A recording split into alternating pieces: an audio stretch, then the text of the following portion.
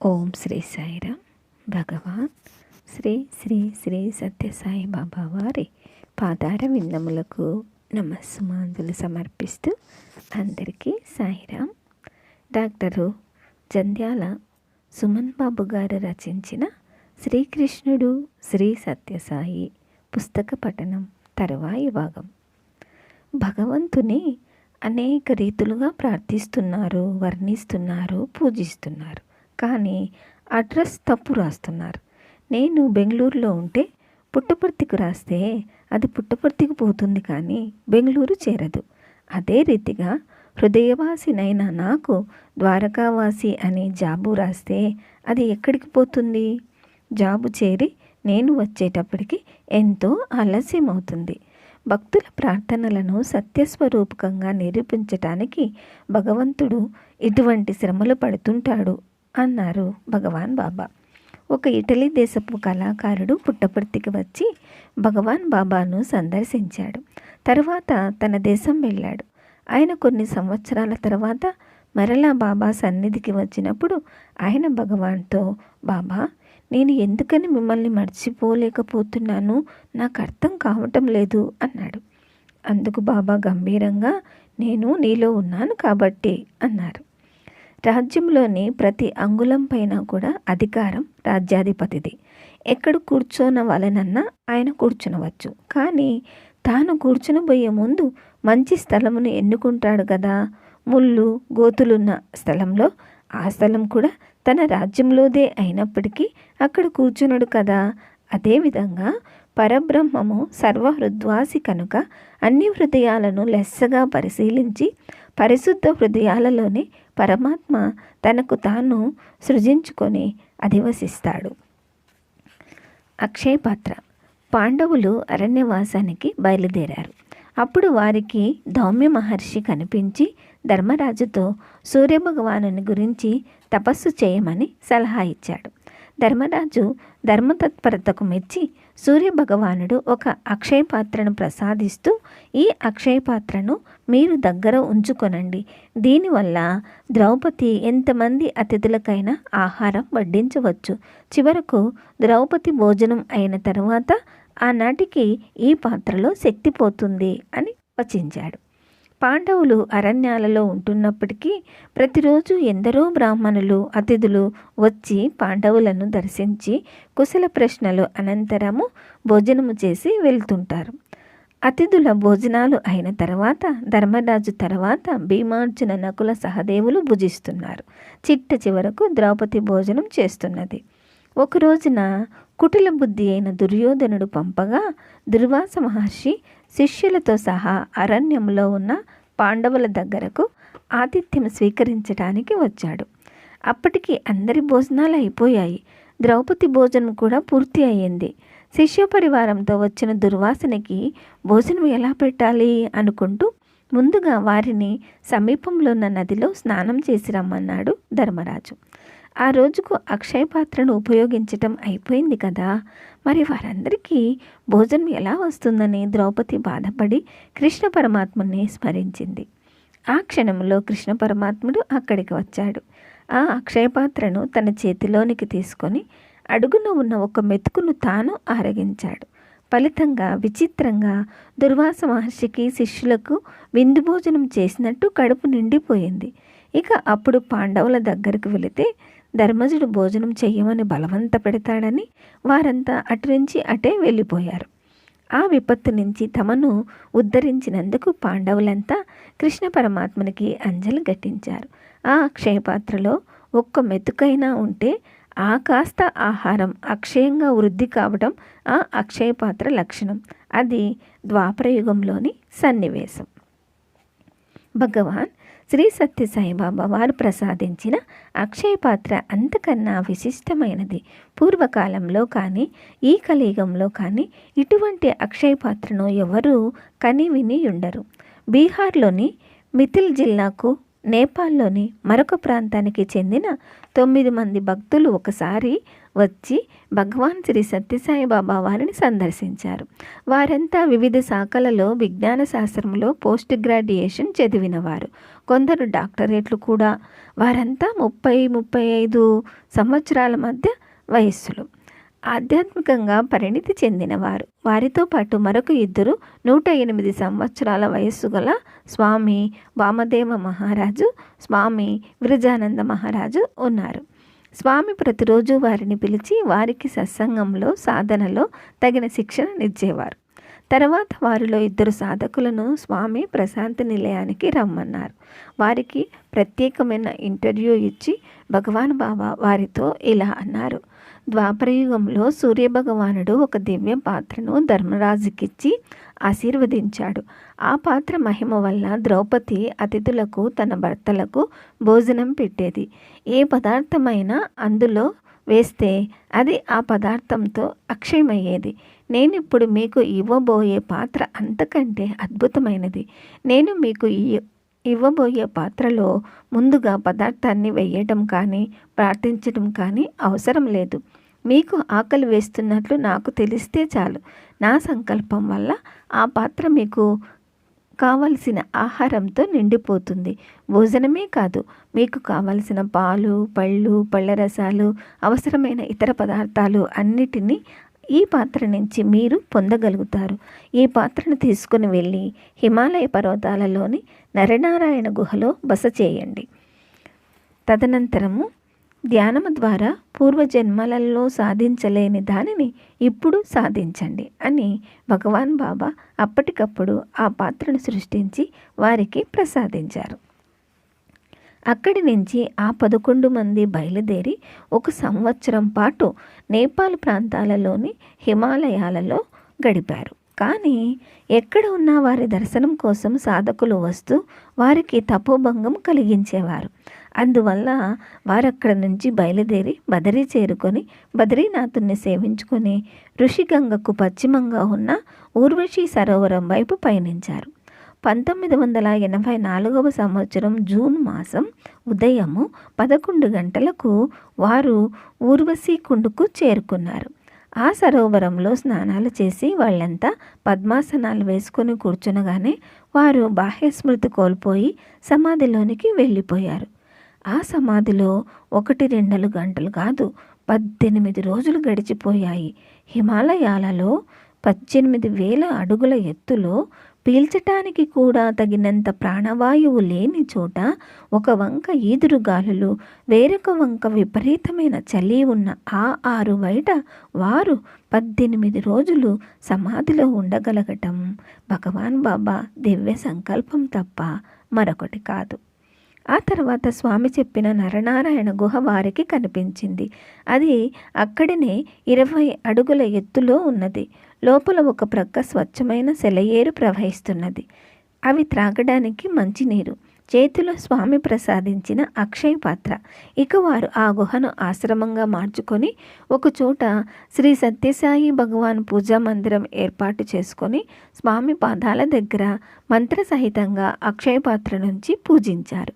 ధ్యానం, పూజ, హారతి వారి నిత్యకృత్యాలు. ఆ సాధకులు తెల్లవారుజామున 2 గంటల ప్రాంతాలలో మేల్కొనేవారు. 4 గంటల కల్లా స్నానాలు పూర్తి చేసుకుని స్వామి భజనలు చేసి హారతి ఇచ్చేవారు. పూజ అనంతరము అక్షయ పాత్ర మూత తీసి చూస్తే వారికి అవసరమైన భోజనం తాజాగా తయారు చేయబడి ప్రత్యక్షమయ్యేది. ఆ ప్రసాదాన్ని వారు సంతోషంగా ఆరగించేవారు. మరలా సాయంత్రం పూజలు, హారతి. రాత్రి 8ంటికి అక్షయ పాత్ర నిండా కాచిన పాలు ఉండేవి. ఇలా తనను నమ్ముకున్న సాధకులకు భగవాన్ బాబా అక్షయ పాత్రను ప్రసాదించి 18,000 అడుగుల ఎత్తులో ఉన్న హిమాలయాలలో వారికి నివాసం చూపించి ఆహార సమస్య లేకుండా చేశారు. వారంతా ఒకసారి వరుసగా 3 రోజులు అంటే 70 గంటల సమాధిలో ఉండిపోయారు. 3వ రోజు తెలివి వచ్చిన తర్వాత అక్షయ పాత్ర మూత తీసినప్పుడు వారికి మామూలు భోజనం బదులు రుచికరమైన పళ్ళరసం నిండి ఉంది. ఉపవాసం అనంతరం పళ్ళరసమే ఆరోగ్యానికి మంచిది. ఆ విధంగా వారికి ఏ వస్తువు ఆరోగ్యమో అవసరమో వాటిని భగవాన్ ఈనాటికి సమకూరుస్తూనే ఉన్నారు. భగవాన్ బాబా చేత పంపబడిన ఈ సాధకుల్ని గమనించి అక్కడి యోగులు, సిద్ధపురుషులు కొందరు సంతోషంతో వీరి గుహకు వచ్చేవారు. వారు 500 నుంచి 1000 సంవత్సరాల వయసులున్న వారు. ఆ యోగులు వచ్చినప్పుడు అక్షయ పాత్రలోని రుచికరమైన ప్రసాదాన్ని ఆరగించి ఆనందించేవారు. భగవాన్ బాబా నెలకొకము ఆ గుహలో సాధకులకు సాక్షాత్కరించి వారి ఆధ్యాత్మిక అభివృద్ధికి తగిన సూచనలను ప్రసాదిస్తుంటారు. ఈ కలియుగంలో భగవాన్ శ్రీ సత్యసాయి బాబా ప్రసాదించిన ఈ అక్షయ పాత్ర వృత్తాంతము అత్యద్భుతమైన, అపూర్వమైన, అత్యాశ్చర్యకరమైన లీల. స్వామి కృష్ణదాస్ బాబా అనే ఒక గొప్ప జ్ఞాని హిమాలయాలలో తపస్సు చేసుకునే సమయంలో ఒకనాడు ఆయనకు ఒక దివ్యవాణి వినిపించింది. శ్రీ మహావిష్ణువు ఇప్పుడు మానవ రూపంలో ఆంధ్రదేశంలో పుట్టపర్తిలో నివసిస్తున్నారు, వీలైనంత త్వరలో అక్కడికి వెళ్ళి దర్శనం చేసుకో అని. ఆ దివ్యవాణిని విన్న కృష్ణదాస్ బాబా మహదానందం పొంది పుట్టపర్తికి బయలుదేరి వచ్చారు. ఆ సాధుపురుషుడు ప్రశాంతి నిలయం చేరుకోగానే భగవాన్ బాబా బయటకు వచ్చి ఆయనతో, ఎలాగైతేనే నీవు వచ్చావన్నమాట అని పలకరించారు. అప్పుడు కృష్ణదాస్ బాబా, అవును ప్రభు, నాకు మోక్షం ప్రసాదించడానికి మీ వద్దకు పిలిపించుకున్నారా అని ప్రశ్నించారు. అప్పుడు బాబా, మోక్షం సంగతి తర్వాత, అంతకుముందు నీవు కొన్ని సేవా కార్యక్రమాలు చేపట్టాలి. నీవు వెళ్ళి మహారాష్ట్రలో రేవుదండ జిల్లాలో గల చౌల్ అనే గ్రామంలో కొండ మీద దత్తాత్రేయ మందిరం ఉన్నది. అక్కడ పూజారిగా ఉండు. ఆ కొండకు 500 మెట్లున్నాయి. నీవు ఏ వస్తువు కోసము కొండ క్రిందకు రానవసరం లేదు. నీకు అన్న వస్త్రాలు ప్రసాదించి విభూతిని కూడా చాలినంత ఏర్పాటు చేస్తాను. నీకు ఒక అక్షయ పాత్ర ఇస్తాను. దానిలో నీకు ఆహారము, విభూతి ఏది అవసరమో అది ఏర్పాటు చేస్తాను. నీవు ఆ మందిరంలో నిత్య పూజలు చేస్తూ అక్కడికి వచ్చిన భక్తులందరికీ దివ్య విభూతిని కొద్ది కొద్దిగా ఇస్తూ ఉండు. దానివల్ల వారికి శుభములు కలుగుతాయి.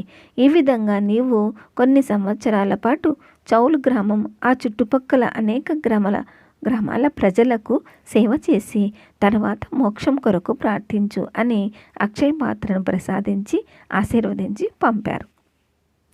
కృష్ణదాస్ బాబా మహారాష్ట్రలో ఆ కొండ మీద దత్తాత్రేయ మందిరంలో పూజారిగా ఉండసాగారు. అక్కడ ఆయనకు ఏ కొరత లేకుండగా ప్రతిరోజు అక్షయ పాత్రలో ఆహారం వస్తుంది. ప్రతి గురువారం బాబా ప్రసాదించిన ఆ పాత్ర నుంచి వచ్చే విభూతిని స్వీకరించడానికి దాదాపు 1000 మంది భక్తులు వస్తుంటారు.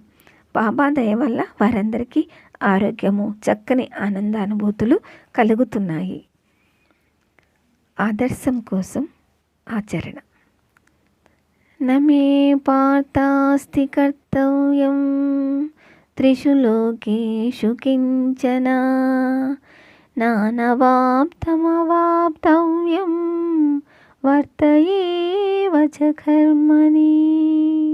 పార్థ, నాకు ముల్లోకములలోనూ దేనిని చేయవలసిన బాధ్యత లేదు. నేను పొందనిది, పొందవలసినది కానీ లేదు. అయినప్పటికీ లోక సంగ్రహార్థం నేను కర్మను ఆచరిస్తూనే ఉన్నాను. నేను కర్మను ఆచరించకపోతే నన్ను ఆదర్శంగా భావించే మానవులంతా నన్ను అనుసరించి ఊరకుండిపోతారు. అందువల్ల లోకస్థితి చెడిపోతుంది. లోకం అస్తవ్యస్తమవటానికి నేను కారణం అవుతాను. నేను నిరంతరం ఏదో ఒక కార్యకలాపమునందు నిమగ్నుడనై ఉండటం మీ మేలు కొరకే. నేనేమి చేయకపోయినా నన్ను అడుగగల వారెవరూ లేరు. నాకు వచ్చి నష్టము లేదు. నేను ఎటువంటి కర్మను ఆచరించటానికి ఇష్టపడను. అయినప్పటికీ మీకు ఉత్సాహము, ఉత్తేజము కలిగించి మిమ్మల్ని దైవోన్ముఖులుగా చేసే ఉద్దేశముతో ఆచరణ రూపంగా మార్గదర్శిగా ఉండటానికి సదా కార్యాచరణ మగ్నుడనై ఉంటాను. నేను పని చేయకపోతే ఈ విశ్వచక్రం ఎలా తిరుగుతుంది? నాకు కార్యదర్శి కానీ, సహాయదారుడు కానీ, సేవకుడు కానీ ఎవరూ లేరు. ఎంత చిన్న పని అయినా స్వయంగా చూసుకుంటాను. నా స్వభావమే ఆనందం. ఆనందమే నా సంకేతము. ఆనందమే నా సంతకం. నేను వచ్చింది అటువంటి వారి కోసమే. కృష్ణ పరమాత్ముడు పాండవుల దగ్గర నుంచి రాయబారిగా హస్తినాపురానికి విచ్చేశాడు. ఆయన రథం దిగగానే దుర్యోధన దుశ్శాసనాదులు కృష్ణునికి నమస్కరించి సాదరంగా ఆహ్వానించి, ప్రభు, తమకు ప్రత్యేకమైన ఏర్పాట్లు చేశాము. మీరు ఆ విడిది మందిరంలో నివసించి మేము ఏర్పాటు చేసిన విందుకు రావలసిందని ప్రార్థించారు. శాంత స్వభావుడు వినయశీలుడు అయిన శ్రీకృష్ణుడు దుర్యోధనునితో, దుర్యోధన, నేను కార్యార్థినై వచ్చిన దూతను. రాయబారి తన ప్రభువు కార్యము సఫలము కాక పూర్వమే అతిథిగా ఉండటం రాజనీతి కాదు అని చెప్పి విదురుని గృహానికి వెళ్ళాడు. సులభ, విదురులిద్దరూ రుక్మిణీ మనోహరుడు తమ ఇంటికి వచ్చినందుకు భక్తిభావముతో తలమునకలైపోయారు. తమకున్న సామాన్యమైన సంపత్తితోనే శ్రీహరికి ఆతిథ్యం ఇచ్చారు. హరికి హరిచందనం అలరారు, వింజామరతో వీచారు. కృష్ణ పరమాత్ముడు పాల సముద్రం వలె తెల్లగా ప్రకాశిస్తున్న తల్పంపై శయనించాడు. అప్పుడు విదురుడు ఒక సముచితమైన ఆసనంపై చెంతనే కూర్చొని శ్రీకృష్ణునితో, యాదవసింహ, నీవు ఈ దుర్మార్గవర్తనులైన కౌరవుల దగ్గరికి సంధికి రావడం ఉచితమైన పనియేనా? దురహంకార పూరితుడు, దుష్టబుద్ధి అయిన దుర్యోధనుడు నీ హితోపదేశాన్ని లక్ష్య పెడతాడా? అతడు భావిరణంలో భీష్మద్రోణుల తోడ్పాటుతో కర్ణుని సహాయంతో గెలిచి ఈ భూమినంతటినీ తానే పరిపాలిద్దామనుకుంటున్నాడు. పాండవులకు కౌరవులకు మధ్య సామరస్యం దుస్సాధ్యమని నా నమ్మకం. అటువంటి దుష్టాత్ములతో సంధి ప్రసంగం వల్ల ప్రయోజనమేమున్నది? అందువల్ల నీవు వారి దగ్గరకు వెళ్ళవలననే సంకల్పాన్ని విరమించుకోవలసిందిగా నా ప్రార్థన అని అన్నాడు. ఓం శ్రీ సాయిరామ్. తర్వాయి భాగం వచ్చే వారం విందామండి. జై బోలో భగవాన్ శ్రీ సత్య సాయి బాబాజీకి జై. సమస్త లోకాః సుఖినో భవంతు, సమస్త లోకాః సుఖినో. ఓం శాంతి శాంతి శాంతి.